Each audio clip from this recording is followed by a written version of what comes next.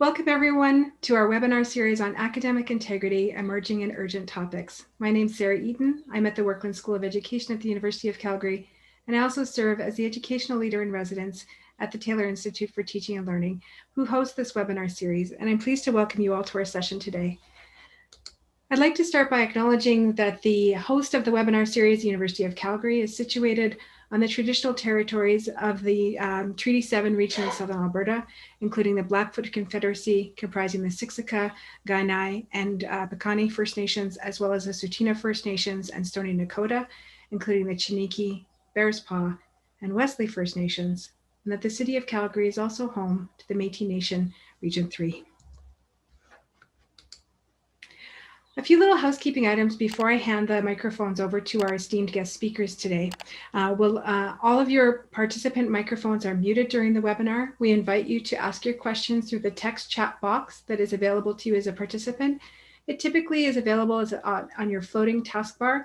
It's either on the bottom of your screen or the top of your screen, depending on the kind of device that you're signing in from. Also to let you know that the webinar will be recorded. I'm just going to do a quick audio check to ask if everyone can hear me okay. My fellow presenters and Helen? Yes, okay. Thank you for letting us know that you can hear. Terrific. And finally, wanted to remind you that our next webinar will be on Friday, February 9th. We'll be looking at connecting academic integrity to quality assurance. We'll have presenters Amanda McKenzie and Emma Thacker joining us from the province of Ontario, Canada.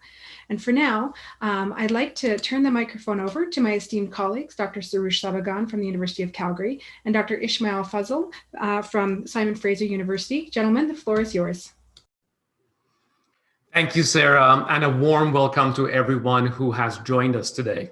We're here to talk about integrity concerns of standardized English proficiency test. I did a Google search on test integrity concerns, and here are the images that came up. So it seems that when we talk about test integrity, the images that come to mind is some sort of student cheating. But when we are talking about standardized English proficiency tests, cheating is just part of a more interesting whole. And in this session, I'd like to uncover this more interesting whole.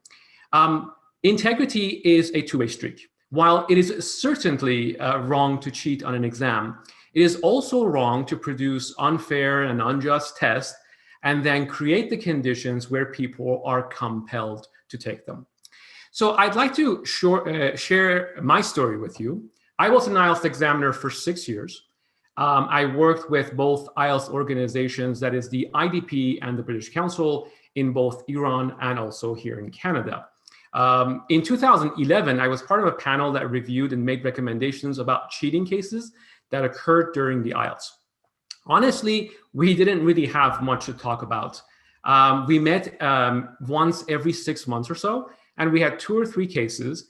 And this was at a time when IELTS was testing about 1,200 people per week all over Iran. In retrospect, I shouldn't have even been on this council because my training hadn't equipped me to understand the social and policy roles that IELTS played in our society. And there was this one case that really got me thinking about the consequences of standardized testing in society. Amir, and I'm using a pseudonym here, had just finished his undergraduate degree at the University of Isfahan. And his degree had something to do with mining. And he wanted to do his graduate degree at a university in Australia, which wanted an overall band score of 6.5 on the IELTS. He'd also won some sort of a scholarship, and all he had to do was get 6.5. And he'd been studying English for 3 years in Isfahan, but he lived in a very small city near that, near Isfahan. I'm going to show you where that is. So this is the country. And if we zoom in over here, this is the city of Isfahan, and this is where he studied. But he lived here in this very small city about an hour and a half drives away. Anywho, this city only had one language institute, which I don't think focused on more advanced communication tactics needed for IELTS, at least IELTS 6.5. And given the circumstances, it would have been difficult for him to increase his language proficiency. He had taken the test 3 times, and he had gotten 3 6s and 1 6.5 all 3 times, and the tests that he had taken were 3 months apart. And his admission deadline was very quickly creeping up on him. So he decided to pay someone about $600 to take the speaking test for him. Now, obviously, he was caught. We banned him from IELTS for life. And we also informed ETS, and they banned him from TOEFL for life. And that was the end of it. And we closed all doors on this person. So why I believe that what Amir attempted to do is wrong, I also believe that a test should not have the power to alter one's path, alter one's life path. This particular experience really impacted me, and it's part of the reason why I'm here, and I want to talk to you about this issue. And on that note, I'm going to turn it over to my colleague, Ismail. Thank you, Sarush. So I've been serving as an examiner for 3 language proficiency tests, 1 international test and 2 Canadian-based ones, which I'd rather not name. And here is one of the many recurring observations that I've had. So when interviewing candidates for one of these 3 tests that I'm an examiner of, I noticed that, much to my surprise and consternation, sometimes even before I read some of the questions or prompts, as they're technically called, before even finishing the question, the test candidate, the interviewee, would start responding to the question without even letting me finish sometimes. And this was a recurring thing. And still more surprising was that candidates, oftentimes, such candidates would respond in strikingly similar ways, using very similar phrases and chunks, which suggests that they somehow knew some of the questions in advance and had likely memorized some fixed phrases in response to those questions. So upon observing such things, me and some of my other fellow examiners who had made similar observations, we reported that to the center, and guess what the response was? Sorry, we've been considering introducing newer and more versions of the test, but it's a labor and time intensive process. Hopefully in the near future, we will do so. So up until then, do your best to discern any egregious cases of sheer memorization. Otherwise, give the test candidates the benefit of the doubt, unless there is concrete evidence of their cheating. Over to Sarush. Thank you, Ismail. So in our session today, we're going to respond to 4 questions. First, what is cheating and how does one cheat on a standardized test? Second, what are some of the challenges to equity in high-stakes language testing? Third, what are some best practices for equitable language assessment? And finally, what are some current challenges to equitable language assessment? And before we go on, I would like to do a poll question. So Helen, could you please pull up poll question number 1?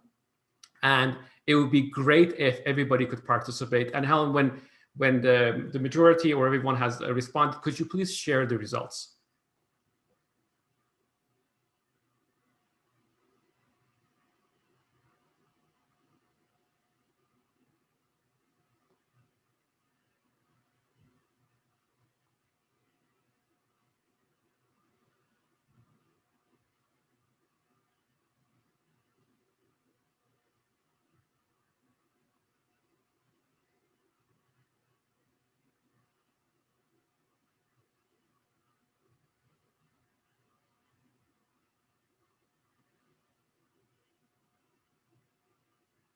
Okay, so I think results are shared. So it's really interesting that 38% of the people in this room disagree, and 38% of people in the room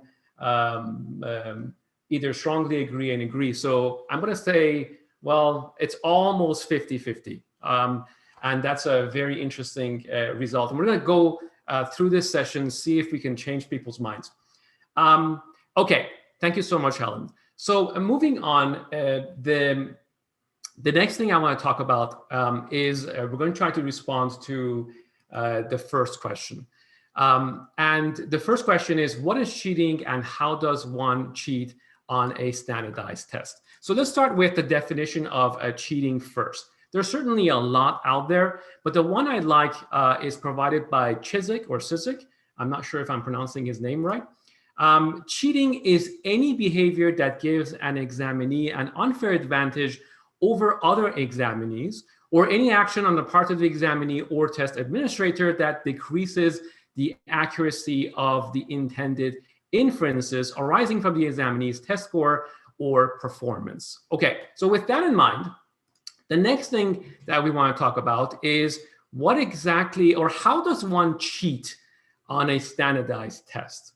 Cevion, a test security company, has a very interesting classification. I'm going to balloon this up, of how people test on standardized English tests.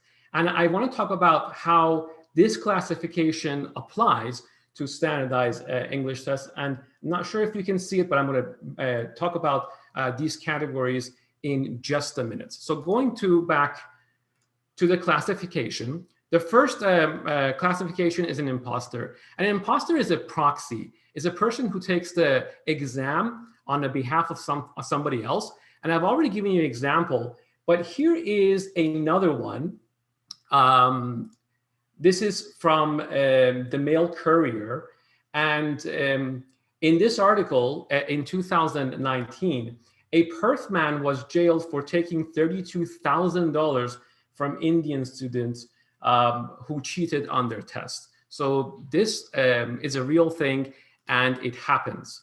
The next category is the storyteller, the smuggler. The smuggler is someone who brings into test settings materials or devices intended to provide an advantage over honest examinees. And I've certainly seen a lot of people trying to bring cheat sheets during exam sessions a couple of times. The next category is the storyteller, individuals who memorize the test and then retell them later to others. And if you do a simple Telegram search, you'll find rooms on Telegram and on WeChat that for a small fee give you the latest version of the IELTS or TOEFL tests as they remember them.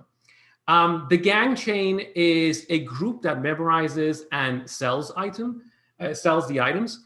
And there is an article here by The Guardian who talks about how shady publishing companies hire people to go and memorize certain sections of the test, and then they sell that information, or they give that information to these shady publishers. The next category is the time traveler. The time traveler is the person who shares test material that are used in multiple time zones. I know that countries in the Middle East use the same IELTS version on test day, but there are different time zones, so this could potentially happen. Collaborators are candidates who work together as a team to share responses on a test.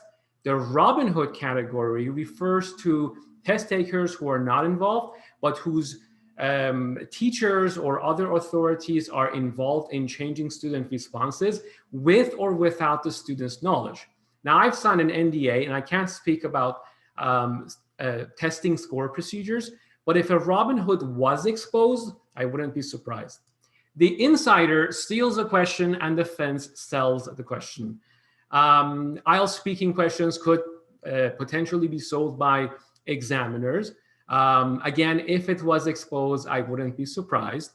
There are some, and these are some of the ways that cheating could occur on standardized proficiency tests, which brings us to part 2, which is the response to what are some of the challenges to equity in high-stake language testing. Sarush, yeah. May I interrupt for a moment? We had one question come in. Could you repeat the name of the company that came up with those classifications, please? Yes, I am. And then I'll have another question for you after part 2 when you're ready. Right. So the company is called Savion, Caveon. Thank you. All right. So going back to part 2,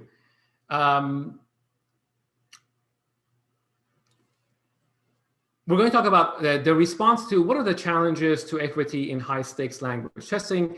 And we're going to respond to this question from the perspectives of different stakeholders. So that is the test taker, the teacher, the test designer, and also the examiner. And before we go on to the perspective of the text designer, the perspective of the test taker, Helen, could you please pull up the second polling question? Again, it would be great if you guys can participate. And Helen, could you please share when everybody's done?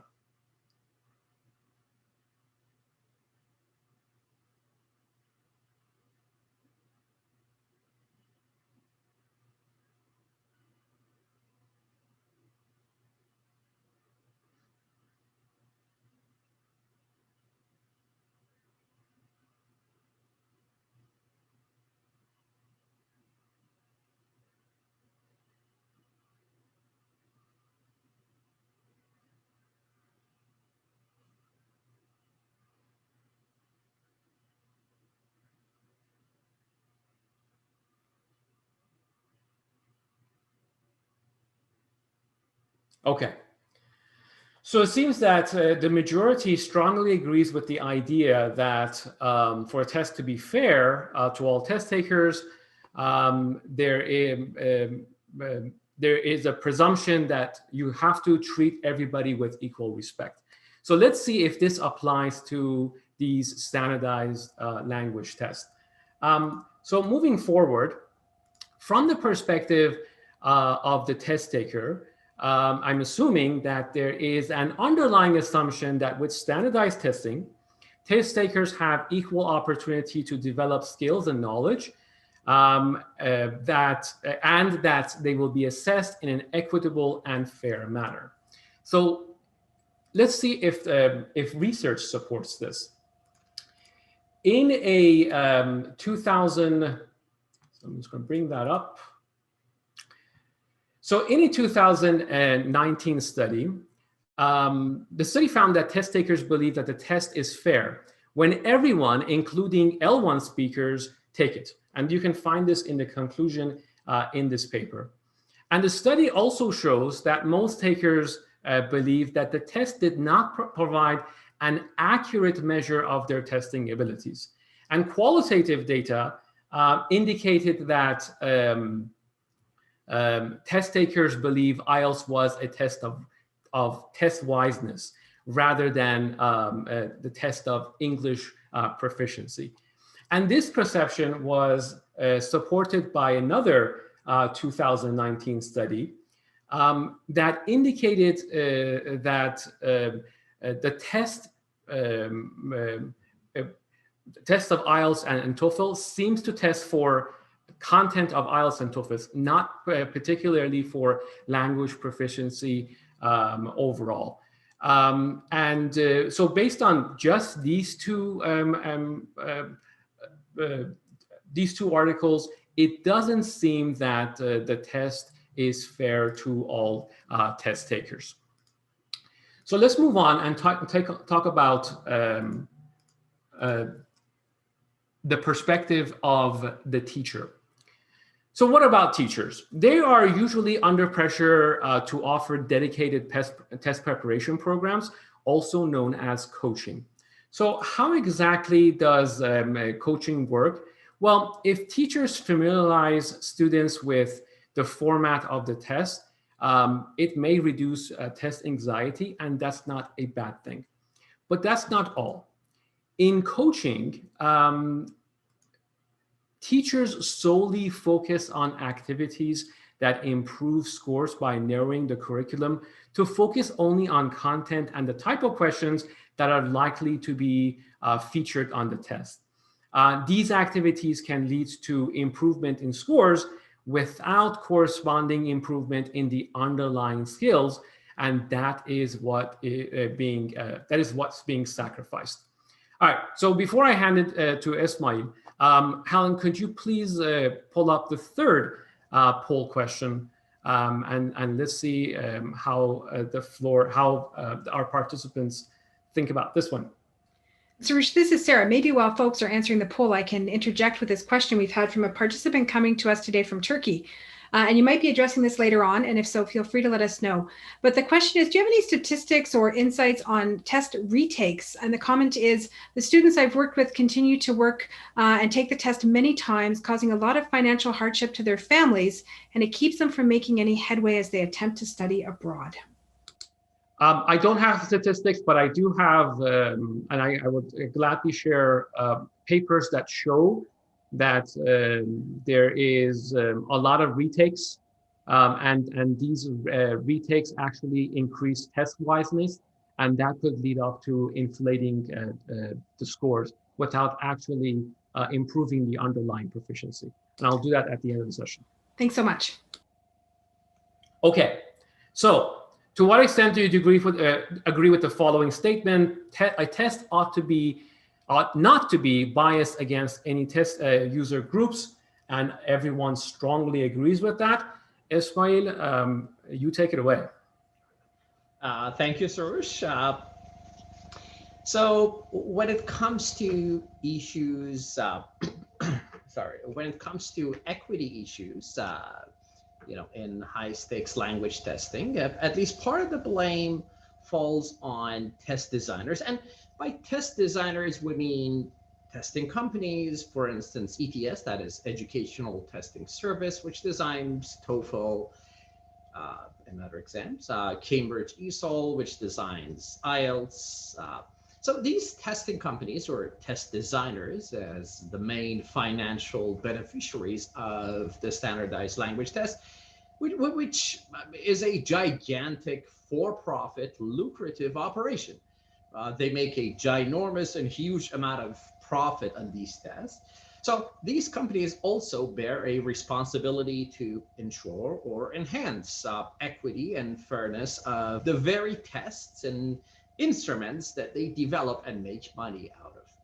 So researchers have delved into and revealed some of the potential flaws and shortcomings in language tests, high stakes language tests. And so they have revealed sources of inequity in such tests. One of these shortcomings revealed by research is what is often referred to as cultural bias. So essentially, a test is culturally biased when it makes assumptions about what is common knowledge, and if it includes topics which are familiar to people in a certain, often Western culture, and not so much familiar to those from non-Western cultures and backgrounds, which can potentially disadvantage a certain group of test takers, or certain groups of test takers. For example, words like, miles, feet as a distance measure, Richter scale, Fahrenheit, or asking a candidate to talk about their pets and the like, which would be obviously more familiar to some and less familiar to some other test takers, right? Another type of bias shortcoming is linguistic bias, which is a type of bias and another source of inequity in language tests. So, for instance, Spanish speakers would be more familiar with words like, and I'm not sure if I pronounce it correctly in Spanish, aproximado, animado. So aproximado meaning approximate, animado meaning animated. maintenir, maintain, if I pronounce correctly. So test takers coming from languages such as Arabic or Persian, Farsi, would be less familiar with such words compared to Spanish speakers. Then that's just an example. Another type of bias that research has looked into and revealed is gender bias. Gender bias is another type of bias which can potentially disadvantage test takers. For instance, including topics which are more familiar to a particular gender, say truck driving, transportation, as an example. Yet another source of potential bias is the very structure and format of these so-called standardized language tests, which are in fact speed tests, not really competence or power tests. So speaking of structural incongruency of these tests, the format of standardized tests and the testing procedures are, in fact, antithetical to the way students naturally and collaboratively use language, responding to familiarity, glancing at other students and peers as they seek information through voice and intonation and body language, right? So language is socially situated. Did you know that in the world famous IELTS test takers, in fact, candidates are assessed in an interview which lasts only between 11 and 14 minutes? How can you test language proficiency in less than 15 minutes under stressful circumstances? How natural, authentic, and fair is such an interaction? The interaction between a test taker and an examiner in just 15 minutes? Is this how students interact in the university setting with their peers and profs? So these tests are high stakes. That is, they determine who gets the chance and who is denied the chance and opportunity to seek higher education or immigration, right? So examiners and those who deliver the interviews and grade the speaking ability and the writing, of course, of test candidates also can potentially contribute to inequity in language tests. Examiners are human beings, not robots, and are prone to misjudgments or unfairly favoring a certain group of candidates. So again, research has indicated that, for instance, research has indicated that examiners might tend to grade local and non-local students differently, rather than across the board. Uh, Gender of interlocutor and interviewee can also play a potential part in how an examiner grades a test taker. What's been referred to as culture clash, that is the discordance or concordance of the examiner and test taker, can also play a role potentially in treating and grading candidates. And there's this issue of inconsistencies within and across examiners, which can contribute to inequity in such tests. So speaking of inconsistencies in grading, there can be reliability issues, namely inter-rater and intra-rater reliability issues. So if two certified examiners using the same rubric and criteria rate the same sample from the exact same candidate too differently, then the inter-rater reliability or agreement is in question. And here's an example of problematic intra-rater reliability. For instance, imagine if a chocolate taster tastes the exact same bar of chocolate once in the morning and another time in the evening and rates them differently. That'd be, an issue with intra-rater reliability. So what can be done? What are some of the best practices for equitable language assessment? So just like before, we're going to respond to this question from the perspective of different stakeholders. That is test taker, the teacher, test designer, and the examiner. But here we've added a new stakeholder group, and that is academic institutions. All right, so now we'll go to our next polling question. Right, so it'd be great, Helen, if you can pull up the next polling question, and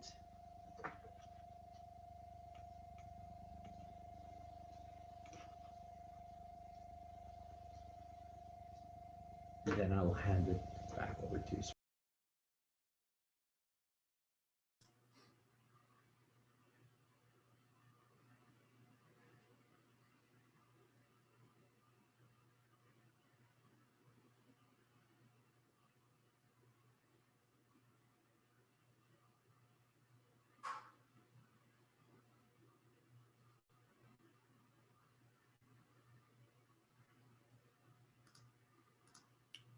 Thank you, Helen.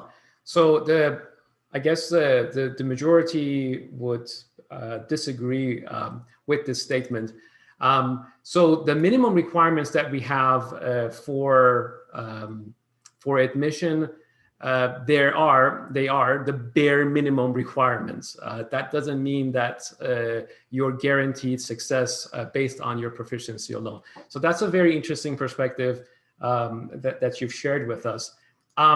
So in responding to what can be done, let's take a look at the test taker's perspective. We need to raise awareness, test takers' awareness, regarding the fact that the test preparation industry can boost test scores without reliably improving their ability to do well on another test, another English language test. As students who arrive at university having met the entry requirements by attending test preparation programs should be aware that they have less stable proficiency in English compared to those who met entry requirements without coaching. And this is paramount. And it's paramount that we educate test takers about the fact that high scores obtained through coaching does not mean high language proficiency. Test takers should also be encouraged to aim high. This 2018 study, I'm going to bring it up, shows that there is a significant language barrier that acts as an obstacle for academic attainment when international students obtain an IELTS score of 6.5. However, the barrier is significantly reduced when international students obtain a score of 7.5. Most important of all, test takers who achieve the minimum language requirements may believe that if a university has accepted their qualifications, their English must be good enough to allow them to fulfill their academic potential. And that is not true. Test takers should improve their English during the course of their studies so that they can benefit from learning opportunities as much as possible. In other words, language learning is a long process, and it does not end with IELTS. So what about the other stakeholder, teachers? What can teachers do? Well, it's probably a very good idea that teachers and curriculum designers integrate tasks and activities and exercises that train students to use real-life expressions in the target language in order to improve their intercultural proficiency. Teachers should also promote self-repair, reformulations, repetitions, and paraphrase. And at the same time, they should note that if any of these discourse management activities occur during the exam, the test taker will be penalized. And finally, teachers should do their best to introduce authentic language learning alongside test preparation courses and prepare students beyond English for IELTS or TOEFL purposes. I'm going to give it to Ismail now. Thank you, Suresh. So the question now arises as to how test designers or testing companies can at least try to reduce, minimize, if not eliminate test design issues and shortcomings and flaws and sources of inequity.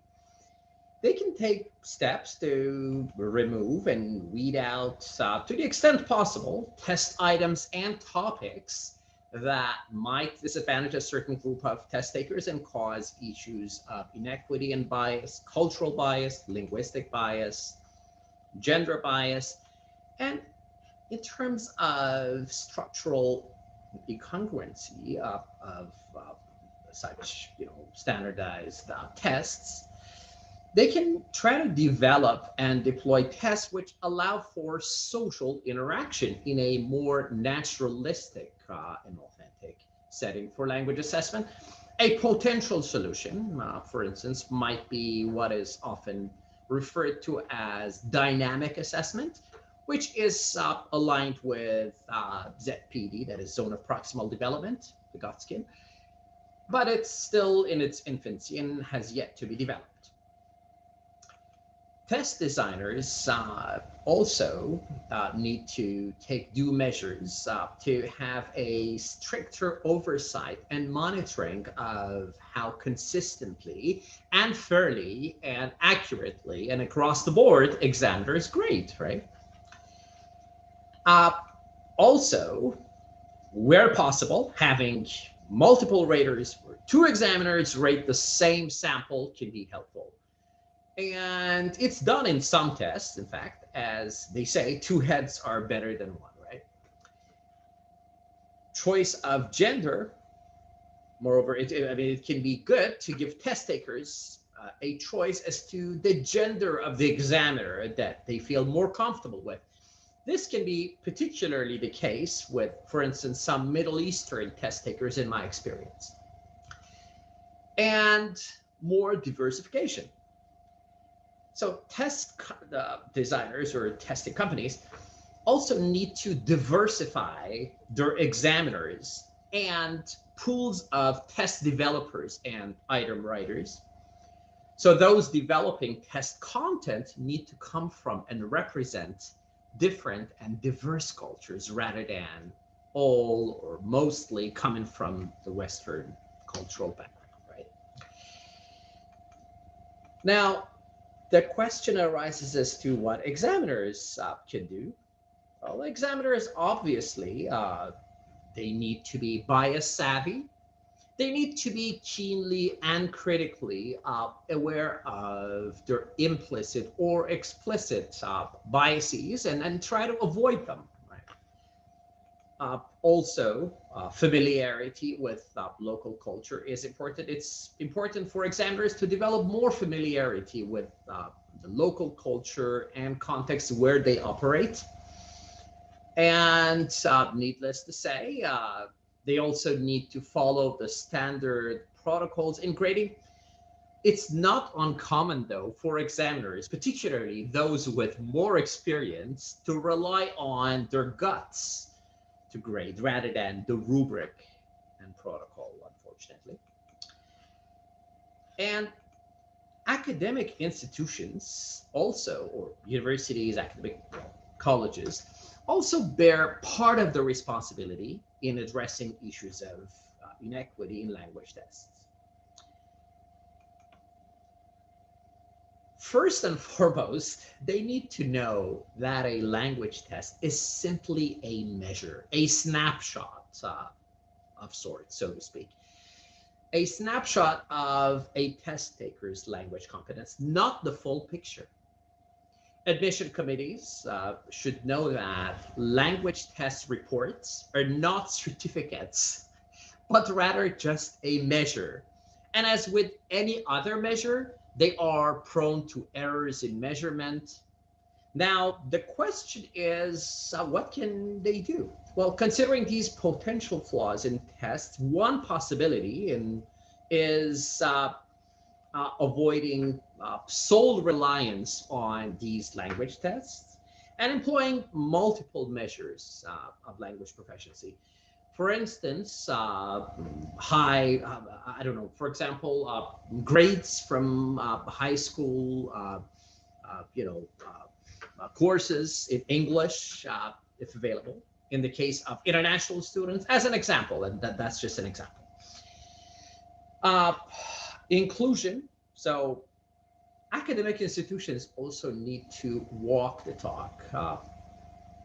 If they purport to follow an inclusive and equitable ethos, then they need to find ways, they need to seek out ways not to exclude, but rather to include and accommodate more inclusive admission policies and practices.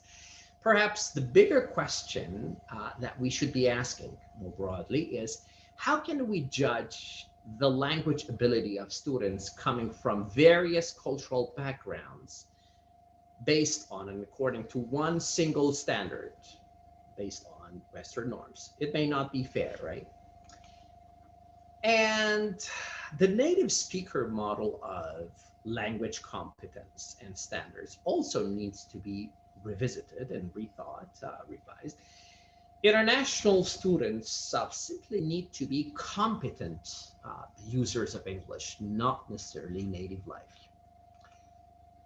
So the question is EAP the answer? So some universities have made it mandatory and compulsory for students, particularly international students, not meeting their cutoff scores in language tests like TOEFL and IELTS, to take post-admission, post-entry EAP courses. But research has indicated that they're often, unfortunately, not nearly as effective as one would expect. So back to Suresh. Thank you, Ismail. Okay, so this brings us to the final question of our outline. What are some current challenges to equitable language assessment? And again, we're going to take a page from our playbook and address this question from multiple perspectives, just like we had with the previous section. So test takers, teachers, test designers, examiners, and academic institutions. So let's talk about the test takers. So the COVID pandemic has affected nearly all of the language test taker population around the world. And this is especially true for test takers of standardized tests who are using this test to demonstrate their English language proficiency as a requirement for universities. The spread of COVID-19 pandemic has also forced testing centers to close, which greatly impacted university admissions. Now, some of these universities are accepting online at-home assessment. And there are many versions to this. There's this paper, it's a 2020 paper. It's called Test Review Current Options and in At-Home Language Proficiency Tests for Making High-Stake Decisions. And there's a list of the different tests available in different languages. So they're out there. The question now that I need to ask as a test taker is, okay, so these are available, but all these at-home tests or home edition tests, they require technology. So as a test taker, the first question that comes to mind is, can I take the test without overloading my internet bandwidth or limited computer hardware capacity? Can I take it on my mobile phone, for example? So these are some of the things that would come up for me as a test taker wanting to take these home edition tests. From the teacher's perspective, I think one challenge might be to meet students' expectations. Most students are looking for shortcuts. It's probably a good idea for teachers to make informed pedagogical choices that highlight social cultural influences. They need to distinguish between students' wants and students' needs. And going beyond the test is, I think, a student need. And I think it would be very unethical to knowingly ignore this particular student need. On that note, back to Ismail. Thank you, Suresh. So these,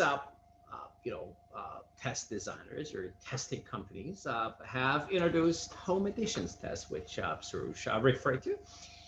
It's honestly concerning that almost out of the blue, these tests appeared after the campus closures in March last year. Some of these home edition tests, like TOEFL home edition, IELTS indicator, among others, emerged, some of them as early as April or May, if you believe it. So there is a due process of test development, and this due process cannot and should not be bypassed. And it takes time and resources to go through this due process. Developing a solid test as a valid measure needs time and resources, and they say that it often takes up to 2 years for a test to be properly developed and piloted, tried out before it's rolled out. So circumventing this due process of language assessment is consequential and can have far-reaching repercussions and implications. So then the question is, what can examiners do, given the circumstances? Are they in control? Well, examiners obviously do not have much control, if any, over the test content development. They can maybe provide some input and feedback, but other than that, no control whatsoever. Yet they can at least try to identify and be wary of their own biases. And they can try to be bias savvy, as was noted before, and that's what I call mindful assessment. And academic institutions and universities, as important stakeholders, also need to revisit and rethink, and where necessary, revise their admission policies with regard to language proficiency thresholds and measures, I believe. And then there's this question of ethics and ethicality. So an important question to pose and address for academic institutions is, do we really have ethical and socially just admission policies? Do we not have an ethical obligation to enhance higher order pre-collegiate thinking and learning? Shouldn't universities whose admission procedures are problematic begin to rethink those procedures to bring them more in alignment, not only with authentic language and literacy goals, but with broader, authentic 21st learning goals? These are important questions to be answered. Back to Suresh. Okay, so before I bring our presentation to a close, Helen, could you please put up the final polling question? And you'll notice that it's the first question that we asked. So have we been able to change minds? And Suresh, maybe like before that, while we're waiting for the poll results to come in, maybe I'll ask one question with your permission. Absolutely. We have a few questions that have come in. I've been keeping track of them. The first one that I had in the queue is, what are some ways, in your opinion, and also perhaps Ismail will want to weigh in on this, what are some ways to encourage students to further develop their language schools? And the comment that follows is, I know many departments, in my department, we tried setting up mentors and language cafes, but they were poorly attended. And so what might your recommendations be? Well, that's a hard question to ask because people come from different backgrounds. It's a hard question to answer, my apologies. But I would think that my first move, it would be to educate test takers on the benefits of learning language for life. There is this misconception that if you go past the threshold of IELTS or TOEFL, you're golden, you're good. And that is not the case. And I think that one step forward, or one way we can do this, is to change minds and start educating. And I think the onus falls on these test institutions themselves to say, this grade that you receive, that is not a certificate. It's not something that you have done and completed, and this is your certificate. It's just a measure. It's just one thing of many, many, many other things. So we have to change mindset. I think that I don't have a set of recommendations, but I think that's the first step. Perfect. Thanks for that. Sure. Maybe we'll come back to the poll. Oh, sorry. Go ahead, Ishmael. So if I can add to that, and I think one thing, as was noted by Sarush, one thing that I think educators, teachers can do in test prep courses, indoor test prep courses, is to, again, raise students' awareness. And one thing that comes to mind perhaps is, I don't know, bring it in, say, guest speakers from the real world, from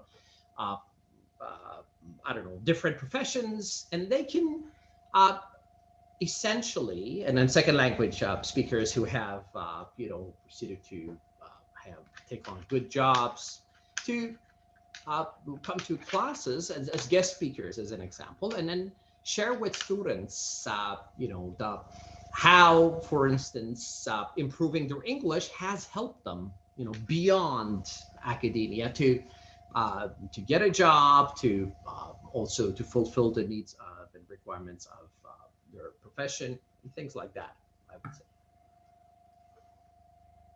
Okay, so taking a look at the poll results, at least we don't have a strongly agree. I guess we, to some extent, have been successful in trying to shift ideas on these standardized language tests being the gold standard for official recognition of English language ability. I'm going to stop share. So I'm going to go, I'm going to try to bring our presentation to an end, and then we can open up the floor for questions.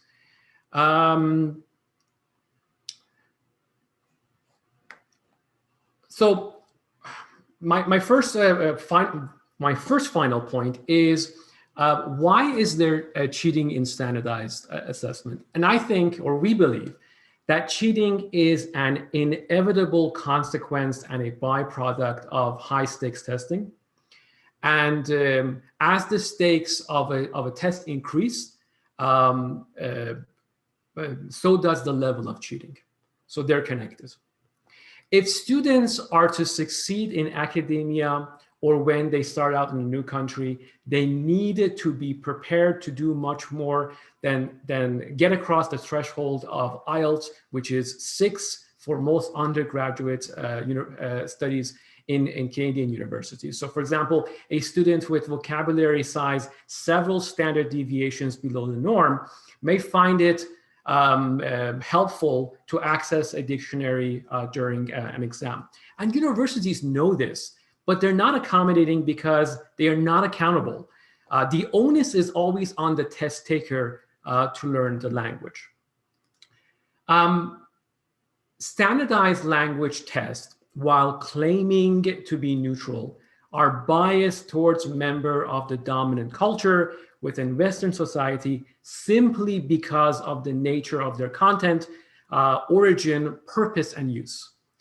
And finally, it's really easy to sit in a position of privilege and discourage cheating. Standardized tests serve as a barrier to a better life for those who are born into poverty, non-native speakers of English, those whose parents were not educated, and others whose social cultural ways of knowing and ethnic backgrounds do not match of that idealized privileged Westerner. I'm 100% sure that we have the capacity to rethink our policies in an attempt to bring them more in alignment with authentic language and literacy goals. But we have made very, very little progress. And I think that you need to have integrity to ask for integrity. So returning back to the comment I made at the beginning of the session, indeed, integrity is a two-way street. Thank you so much for listening, and we're happy to answer any questions. Thank you, everybody. Thank you so much for your enlightening presentation and the seamless transitions between you. I was watching that as well and so impressed with that. We have a number of questions and comments that have come through, and no doubt more will come through during the remainder of our time together. I wanted to return back to the question you had posed about gender. And the question that came in how does allowing a test taker to choose the choice of gender, presumably of the examiner, how is that helpful if they're not going to be allowed to do that in the real world? Somebody, you want to take that one? That's a good question, and I do agree that in the real world, academic setting, one does not have, one does not get to choose, which gender to interact with. But the thing is, for some test takers, this can, I've noticed that particularly for Middle Eastern test takers, female ones, for example, when they have a male interviewer, examiner rather, not interviewer, this poses more stress. This induces more anxiety. Well, of course, when they get to, the real university world, they have to know that they get to interact with people of different genders. But under testing circumstances, well, they already have enough stress, so this would add more stress, and we don't want to gauge their stress threshold, but rather their language threshold and competence, right? So this can perhaps at least not increase their anxiety. At least this can be minimized, perhaps. I don't know if I answered your question. But, yeah. No, it's helpful, and we're not necessarily looking for the right answer, so to speak. But even having your expert insights and wisdom is very helpful.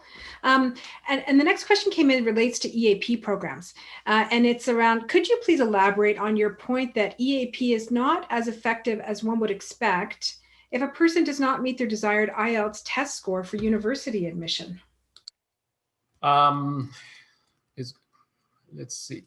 There's actually research on this that shows some EAP programs. Of course, I can't generalize, but some EAP programs are not as effective as if people had gained the minimum language requirement coming in. It was a study done in our own university, Greg Tweedy and Manwei Chu.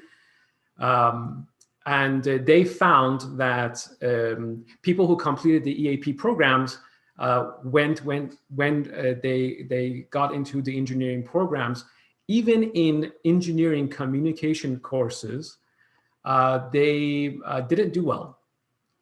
And there's a theory, I have a theory about why that is. So I've taught EAP for a number of years. And when EAP students come in, some of them have very little English proficiency, but they only have a year and a half to go from wherever their English proficiency is, say IELTS 3, 4.5 to IELTS 6.5. And if your IELTS is at 5.5 and you spend a year, you're probably going to go over the threshold. But if your IELTS is at 4.5 and we have formative assessment, we have no summative assessment like IELTS at the end of our program, there's no filter, I guess. You can, just by getting C's and C's and C's, complete the program, and you would be getting the minimum requirement and going into the faculty, and you wouldn't really do well. A lot of our students were like that, and I guess if you in the study look at these students over the course of the 4 years, that's what happened. There was another study, again by Greg Tweedy, before this, also showed the same results. So that's the evidence that I'm basing that claim on. Great, thank you for that. And the next one is about the responsibilities of post-secondary institutions. And the question came in is there a way for post-secondary institutions to, quote unquote, put students on notice about their responsibility to self-assess whether their language skills will create barriers? And the comment that follows is, I was once provided with a self-assessment guide in an application or registration package on whether I would be lost in the other language. It was helpful for me as I needed to own my own assessment of my ability.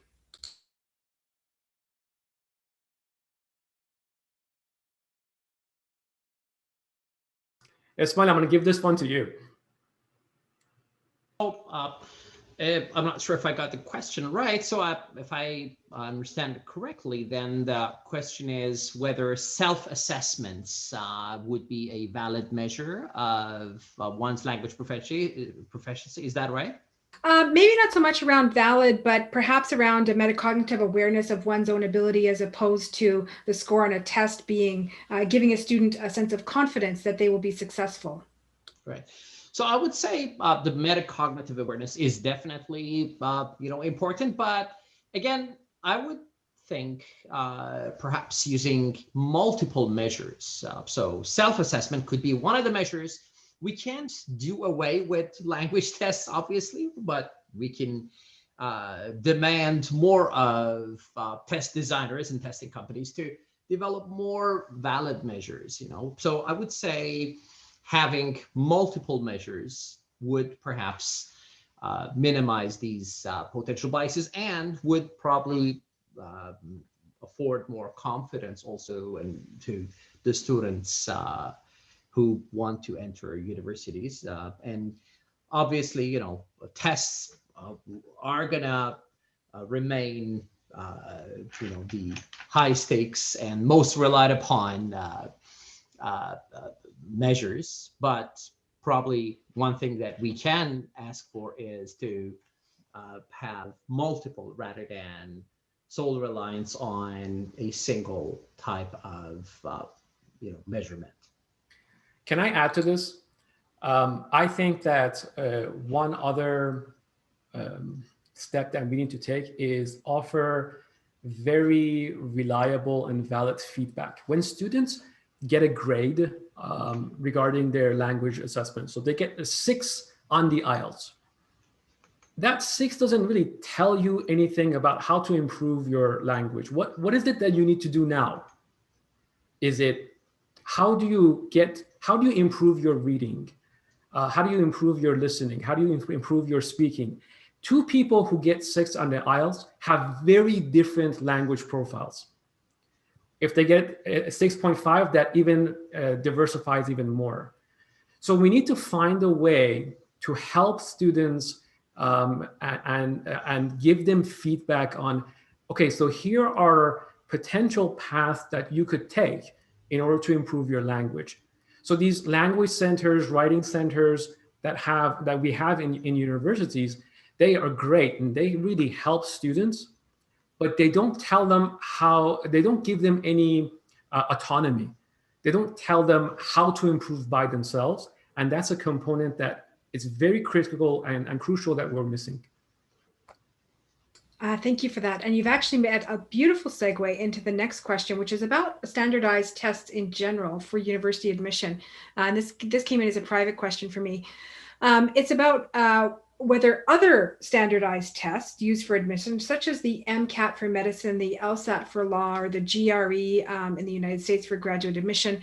And the question is, some institutions have reduced the weight of the standardized test or removed it entirely from their admissions process? And in your opinions, what are other ways that institutions can assess the language capacities of students? Presumably there are other kinds of proficiencies besides standardized tests that also address and uphold academic integrity. Big question. Yeah. When we are doing our admissions, we accept chemistry grades, we accept physics grades, we accept math grades. We even accept grades that are in the L1 in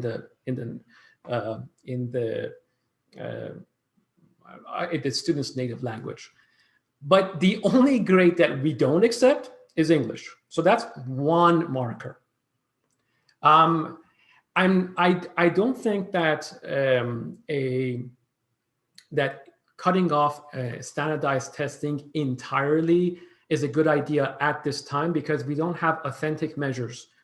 We don't have protocols or ways where we can authentically measure a person's language proficiency. I think it's a great idea to reduce the weight of these tests. Again, as Esmail mentioned, it's just a measure. It is not a certificate. It is one thing of many other things that you should take into consideration when you want to admit somebody into a program. And I think that there needs to be research on how different ways that we can do this. In our PhD program at the University of Calgary, we are now interviewing students. So in addition to the standardized language test that we require, they have to do an interview with members of with members of a particular group, and that gives us another layer. So my response to that is definitely reduce the weight of standardized testing and find multiple measures and look at a person as a portfolio of everything that they offer. Don't say there's no black and white here. Yeah. And if I can add to that, so some institutions have deployed, what is often called a PILA, right? That is post-entry the language tests, and as another measure, to sort of see the concurrent, sort of validity of the measurement, language, competence measurement. And I do agree with Saroush that, reducing the stakes would probably help, augment the integrity of students. Great, thank you for that.